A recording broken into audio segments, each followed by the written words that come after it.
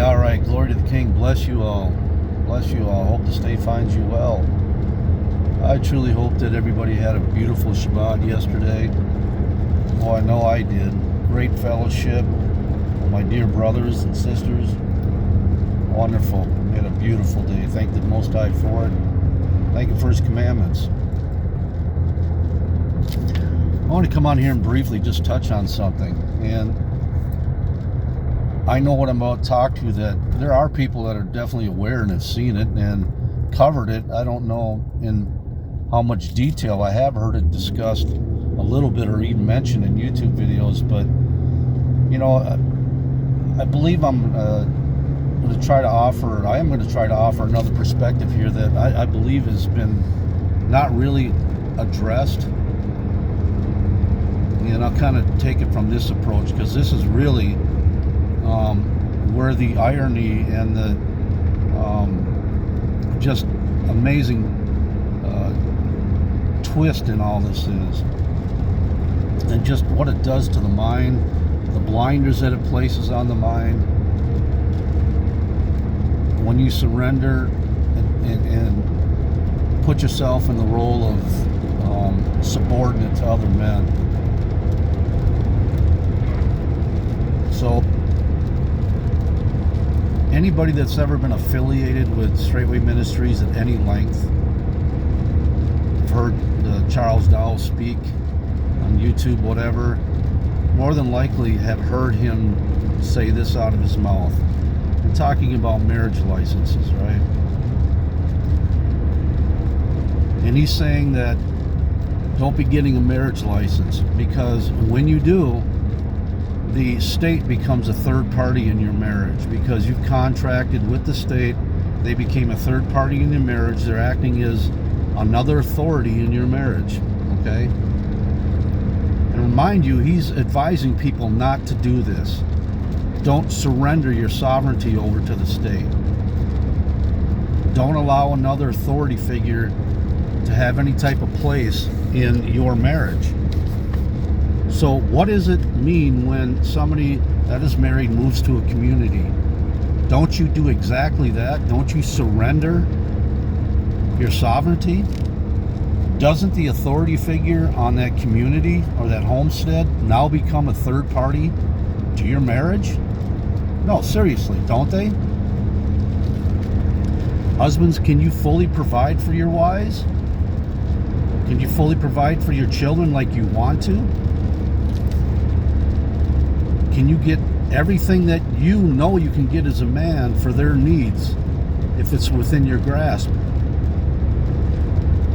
Okay, at least I know for sure where I was at quote, the hub for 25 years. And I know Jordan's story as well, so I can speak to both of them. Now at the hub, there was offerings giving out every month. Some of that was ridiculous too, but anyway, there was offerings given out every month, like a gesture of goodwill from the one in authority, that being Charles Dowell. Like, here you go. Not that you really earned it, it's just a gesture of goodwill. And this very man, at least at the hub, decided how much that offering was to be a month. He decided how much he was going to provide, because now, moving on to the community, you've contracted him or agreed with him that he's going to become a third party in your marriage. Again, going directly against his own words. Didn't he direct you? Then he's using this wisdom out there saying don't become entrapped or ensnared to allow the state to become a third party in your marriage, but you move on to the community, and that's exactly what you do. Who really provides? Now seriously, who really provides? Husbands, you've got full sovereignty, full reign. Oh, that's right. You sacrificed that position, the one that Yah gave you, the one that He requires of you. You sacrificed so much of that over to another man. So again, going back to the offerings, right? So you get a certain amount. So you have to take that money, you have to budget it, and especially the families that have a lot of children. Children have a lot of needs.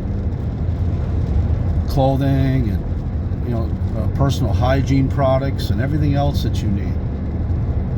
But you're working on a fixed budget.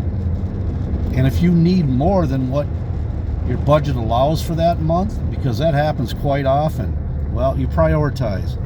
You start at the stuff that you need the most, like laundry detergent and all this other stuff, toilet paper, the stuff that really is, expensive and really removes the bulk of your balance, your budget. And of course, the meals that they eat at home, people do want to eat good food, but you're working with a budget. So if you would like something beyond what your offering is, and you feel that there's a need, or you just want to go ahead and satisfy that, whatever it is you think that your household needs, but you ain't got the money, who do you got to go to? You got to go to the provider.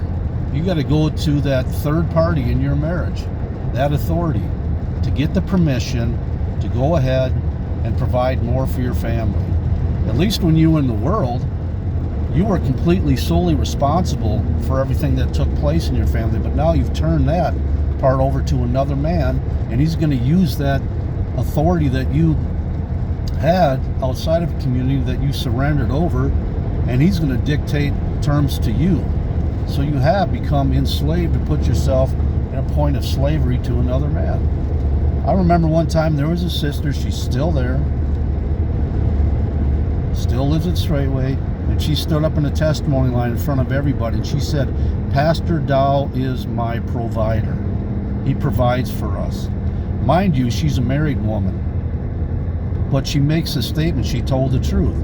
I still remember the look on his face like, ugh, okay, busted, that's right, you are the provider. That's exactly how these women see you, as the provider, because they know their husbands can't fully commit to getting everything that the family needs, because he has to go ask for these things. He has to go ask the third party in his marriage. You've bound yourself. When you agree to move to a community, you give up that right. I did. I didn't even realize it. When I used to hear Charles Dow say that, don't get a marriage license. Yeah, that's right, don't get one. All you people out in the world, listen to this wisdom. Yeah, you want an authority in your marriage? Then you move to a community, that's exactly what happens. Exactly. I remember having a conversation with Kabir, and we were talking about that very thing. That's been said so many times up there, they each get $50 per person. So the more people you have in your family, the more of course your income is, because your offering is, because each head gets $50.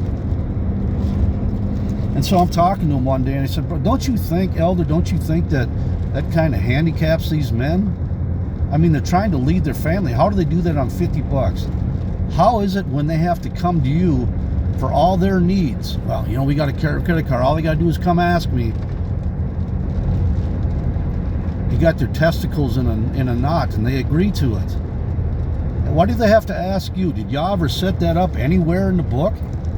That the man, head of a household, has to go to another man to help provide for his family? No, the men were set up in that time to have family, get out there, work, do the things that are required to provide for their house. Not another man to provide for their house. But that's what I was trying to ask him. Don't you think that crippled these men? Now you get to go out and do it. You have free reign. You can anytime. You don't have to answer anybody. There's no third party in your marriage or your family. You just choose that, hey, I'm going to go get what I want and do what I want and spend the money how I want. Ain't got to ask nobody for nothing. Same way with Charles Dow and his family. And I believe that's the same state with everybody else and all the other heads of all the other communities, because at the top, they're not answerable to anybody else. They get to run that. They get to choose what they go out and buy. If their wife wants something, the children has a need, just go get it. Why do they have to ask anybody else? They don't. Do they call back to the hub and ask Charles Dow if they can go out? No, they don't. They take their little credit card or their pocket change and go out there and buy what their family needs. Now, you take the families out of community, you ask them, how many of them go to the Goodwill store? How many of them go to the thrift store so they can get secondhand clothing for the children so they can stick into their budget? No, ask them. I've seen it happen all through the years I was there. And nobody wanted to go down and knock on Charles Gall's door because he would put the statement out there, y'all got enough money in your pocket. You got more than enough. See, again, the third party in your marriage decided already what was adequate for your family to live on. And damn it, if you ask for any more, oh, there's going to be hell to pay. Especially on top of this motto, give all. You got to give all. So he's already stripping you of everything you got. You already handed over complete control of all your assets, of all your livelihood. Yeah, I was a part of it, man. Wow. Did I start seeing in the later years? What in the world? But of course, hey, people consciously, give themselves over to that, and that's what they want to do. But tell me, especially married couples underneath authority in any of these communities, have you ever been stressed about any of that? Have you ever been troubled talk behind closed doors about how rough it is? Well, I'm just putting out that for food for thought, but just remember the wisdom he puts out there for everybody else, he's actually got you in the same state of bondage, and you're agreeable to it. Anyway, I hope this hits home. Bless you all.